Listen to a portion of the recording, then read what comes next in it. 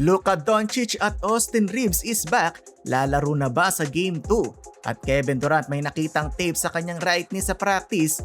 Ito pala mga idol ang nangyari talaga kay KD. Malakas ang kutob ni Draymond at Sengun tumayo nga ba talaga sa pagdaan ni LeBron? Mainit pa din pinag-uusapan ng serye ng Lakers at Rockets at madami nagtatanong kung lalaro na ba ang mga superstars tulad ni Luka at AR at kung lalaro na sa Game 2 si KD. Matapos nga ng solid win ng Lakers nung Game 1 kung saan nagpakitang gilas ang oldest player in the league na si LeBron, parang rookie pa din ang galawan sa playoffs, double-double, 19 points at 13 assists. Naghalimaw pa si Luke Kennard na gumawa ng 27 points mga idol at hindi nagmintes beyond the arc. Ang tanong, kailan ba talaga babalik si Luka at AR? Lalo na't may mga balita na baka mapilitan ng lumaro si Kevin Durant. Unahin muna natin ang injury report ni KD. Ayon kay Shams, wala pa ding konklusyon sa ngayon kung lalaro ba si KD. Ayon kay Shams na injured pala tong si Durant mula sa practice ng Rockets bago ang Game 1. Sa practice drill, hinabol daw ni KD ang bola nang tumama ang kanyang tuhod sa mismong kakampi.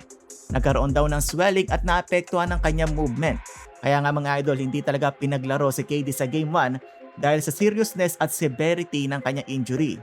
Ayon kay Shams, may malalim na pasa sa kanyang tuhod ang star ng Houston at makikita natin sa lumabas na practice video kung saan may tape talaga sa kanyang tuhod si KD.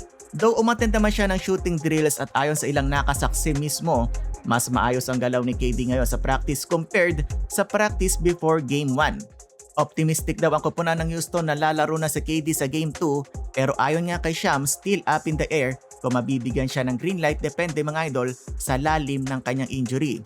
For sure titingnan pa nila yan sa MRI.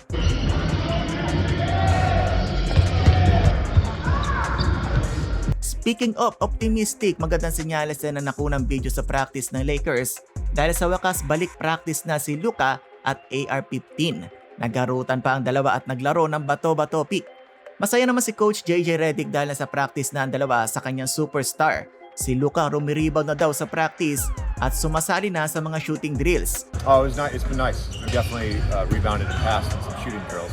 Nag-viral din ang video mga idol kung saan binatukan pa naman ni Luka si Rui sa kalagitnaan ng Game 1. Ayon kay Rui, makulit lang talaga itong si Luka pero hindi niya matandaan ang mismong pangyayari, lagi naman daw kasi ginagawa yan ni Luka.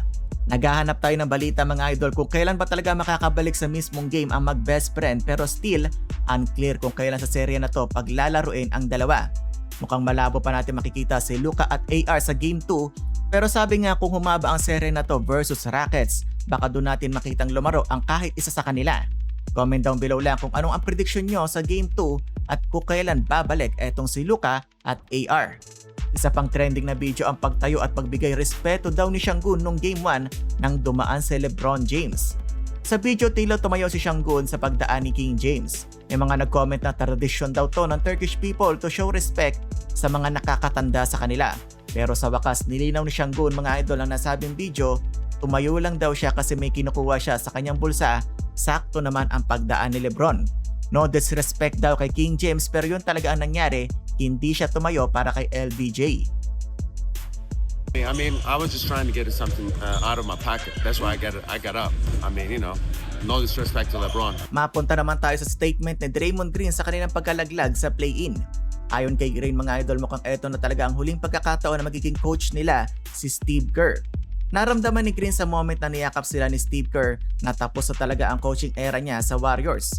May hope pa din si Green na sana coach pa din niya si Kerr next year pero mukhang hindi na talaga ito mangyayari ayon sa forward ng Warriors. At maski siya hindi niya nasigurado kung Warriors pa din siya next season. Mukhang nagpapahiwatig si Green na magkakaroon ng malaking pagbabago sa lineup at style ng play ng Golden State next season.